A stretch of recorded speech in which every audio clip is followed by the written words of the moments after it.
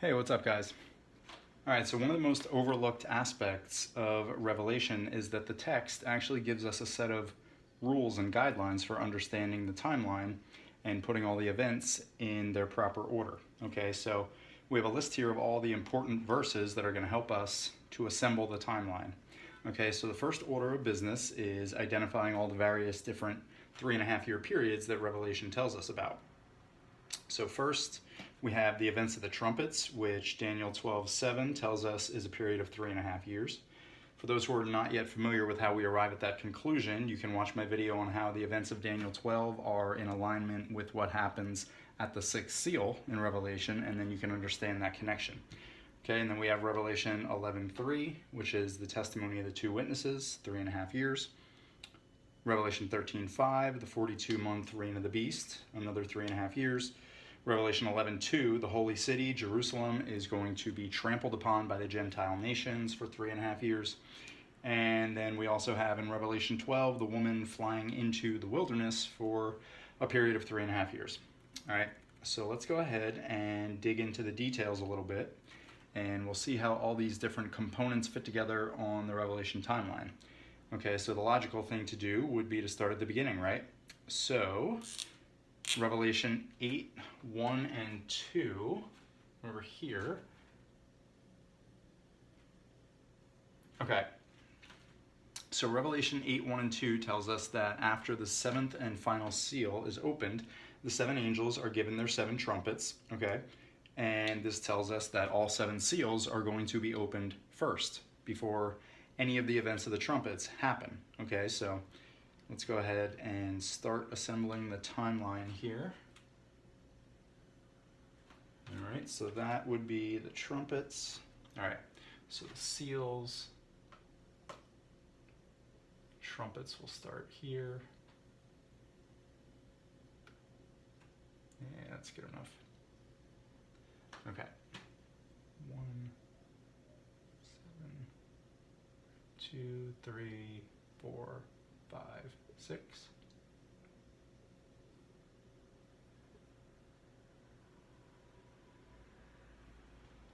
Okay.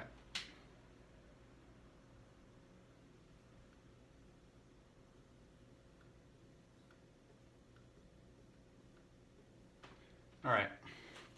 So that is the 3.5 year period of the events of the trumpets. Okay. So then Revelation 11:14 tells us the 3.5 year period of the testimony of the two witnesses is the same time period as the events of the trumpets. Okay, Revelation 11:14 says the 3.5 year period of the testimony of the two witnesses is going to reach its conclusion at the same time when the second woe is finished. Okay, and we know the second woe is the events of the sixth trumpet because Revelation 9:12 tells us the events of the fifth trumpet are the first woe. Okay, so then common sense tells us that the events of the sixth trumpet will lead up to the end of the 3.5 year period of the trumpets. Okay, because the sounding of the seventh trumpet marks the end of this 3.5 year period. Okay, so we'll go ahead and mark this on the timeline.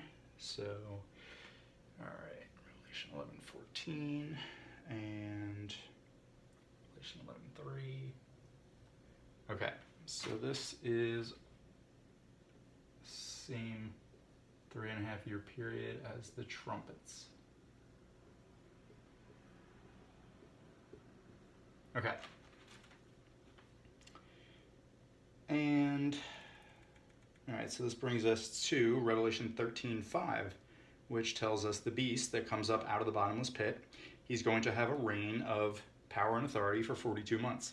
So a lot of people believe the 42-month reign of the beast is the same 3.5 year period as the time of the events of the trumpets and the testimony of the two witnesses.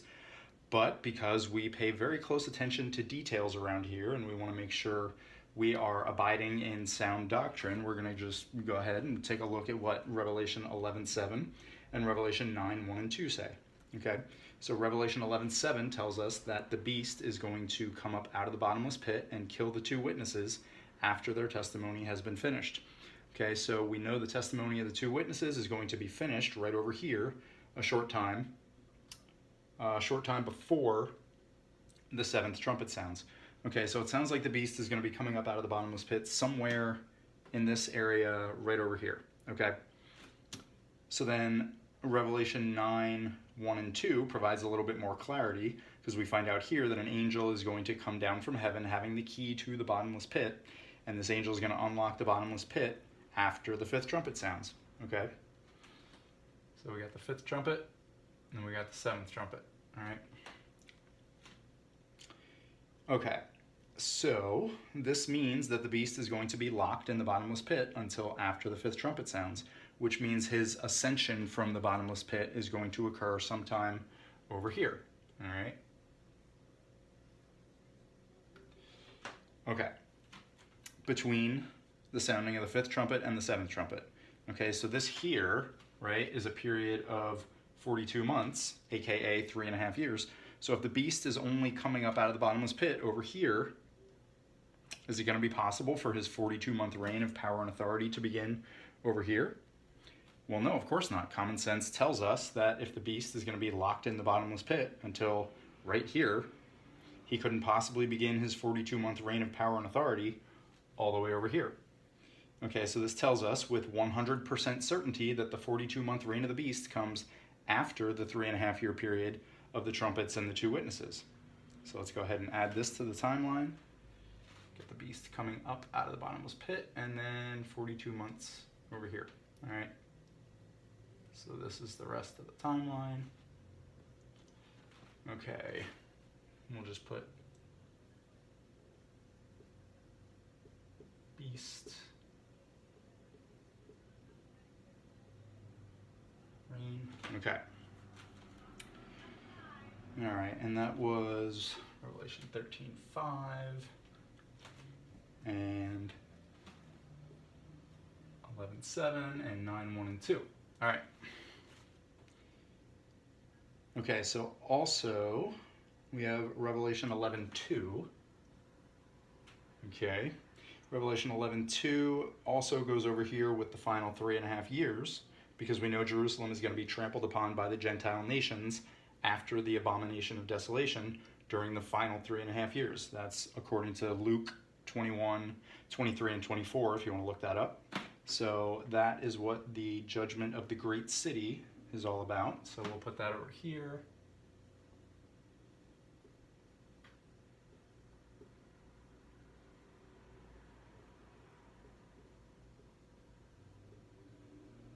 Okay. All right, and then Revelation 15:1 tells us the bowls of wrath are also going to go with this same period of time over here, the final 3.5 years. Revelation 15:1 talks about the 7 angels having the 7 last plagues. So of course, common sense tells us that if they're the 7 last plagues, then that means naturally that they're going to come last. Okay, the 7 bowls of wrath will be poured out after the events of the trumpets. Okay, so we got Revelation 15:1. Okay, and then the bowls of wrath will be over here.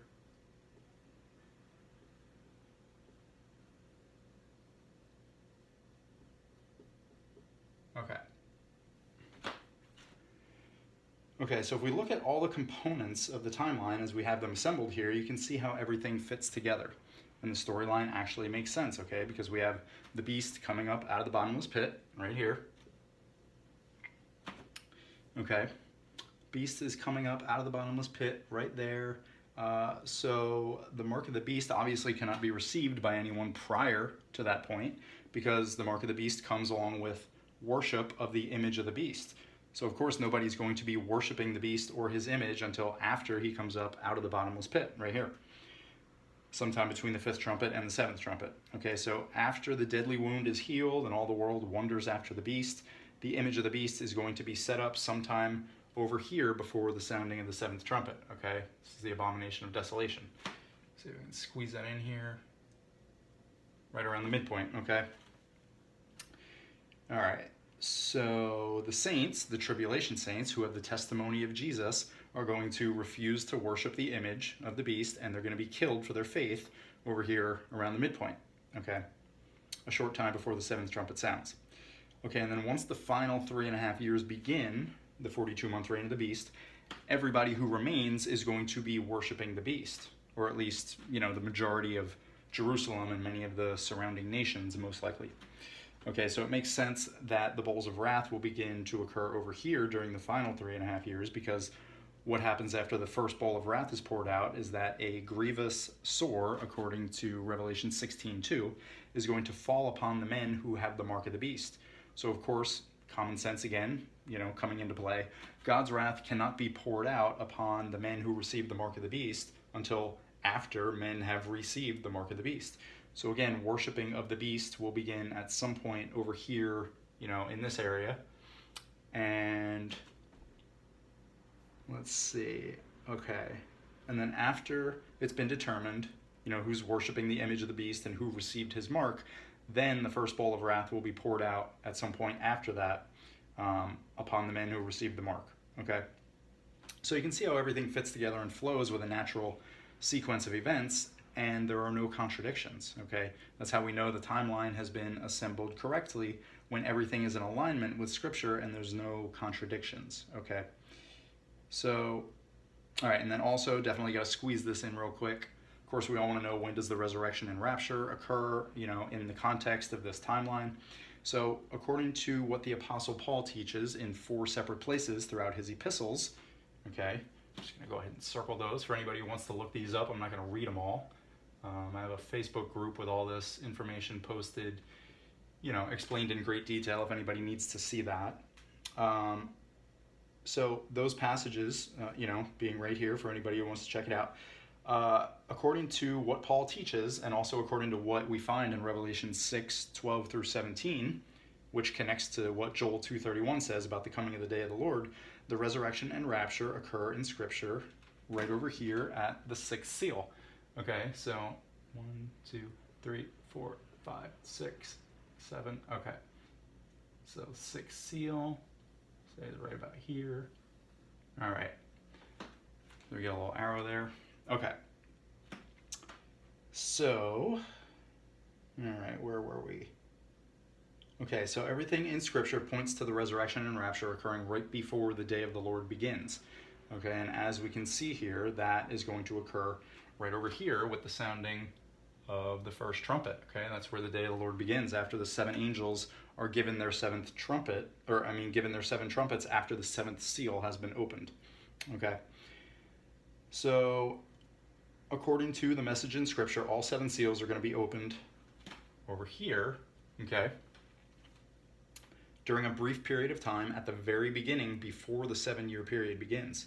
Okay, the 7-year period begins right here with the sounding of the first trumpet.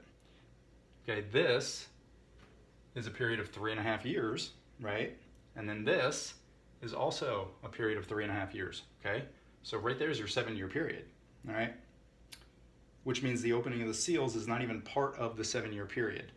Okay, Scripture makes this clear. There is no wrath or death or destruction during the opening of the seals. All right, what happens in Revelation during the opening of the seals is foreshadowing of what will be soon to come once the day of the Lord begins.